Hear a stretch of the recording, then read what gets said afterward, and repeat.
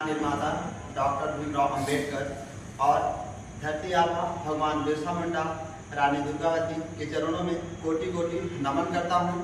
और मंच पर विराजमान आदरणीय कमल सर, जितेंद्र सर और महिपाल सर और समस्त सीनियर और मेरे प्रिय सहपाठियों, आप सभी के समक्ष मैं एक छोटी सी संक्षिप्त में रानी दुर्गावती के संबंध में अपना विचार प्रस्तुत करने जा रहा हूँ।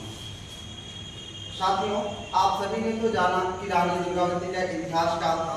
जैसा कि आप सभी को पता है कि 5 अक्टूबर 1524 को उनका जन्म हुआ था और वो जन्म से जब छोटी थी तभी वो तलवार चलाने में और घोड़सवारी करने में निपुण थी।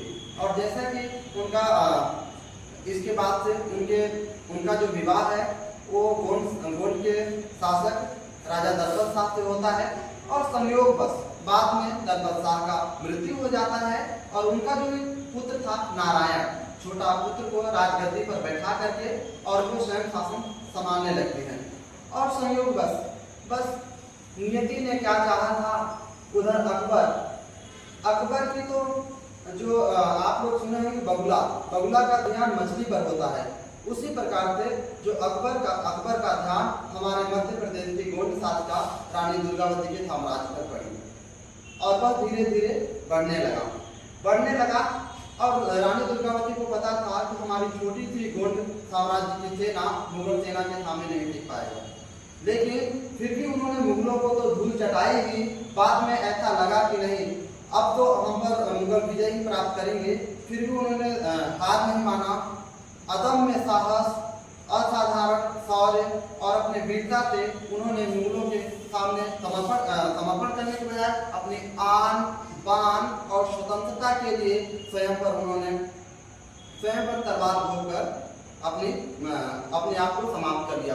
दोस्तों, हमें वह सिखाता है कि वर्तमान परिदृश्य में हमें जो है अपनी आन बान शान के लिए, अपनी स्वतंत्रता के लिए किसी के समक्ष झुकना नहीं चाहिए, क्योंकि हमारे इतिहास में ऐसे महापुरुष हुए हैं जिनसे हमें प्रेरणा लेना चाहिए कि हमें वर्तमान में बिल्कुल अपने हक और अधिकार के लिए नहीं झुकना चाहिए।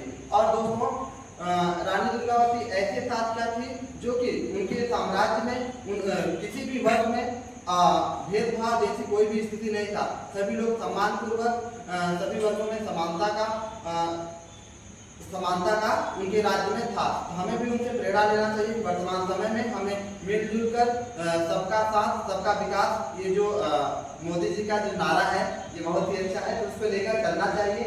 और जो वो न्यायप्रियता के लिए भी फेमस है, तो हमें भी उनके जो हर एक जो महत्वपूर्ण बिंदु है, जैसे कुशल शासक, न्यायप्रियता, समर्पण और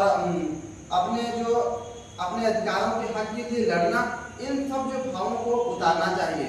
और मैं यही कहना चाहूँगा कि जब जब हमारे समाज में हमारे संस्कृतियों को, हमारे समाज को विभाजन करने वाले लोग जो है आएंगे, उस समय हमारी माताएं और बहनें और हम स्वयं रानी दुर्गावती से प्रेरित होकर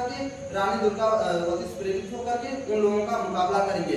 इन मुकाबला को करते समय हम कुछ हताश भी होंगे, निराश भी होंगे, हमारी आलोचनाएं भी होंगी, लेकिन हम लोग डॉक्टर भीमराव अंबेडकर जैसे और भगवान बिरसा मुंडा जैसे महापुरुषों को याद करेंगे और उनसे फिर से प्रेरित होकर के अपने आप को आगे बढ़ाएंगे और न्याय का रक्षा करेंगे, अपने समाज और संस्कृति को बढ़ाएंगे और हम आगे बढ़ते रहेंगे।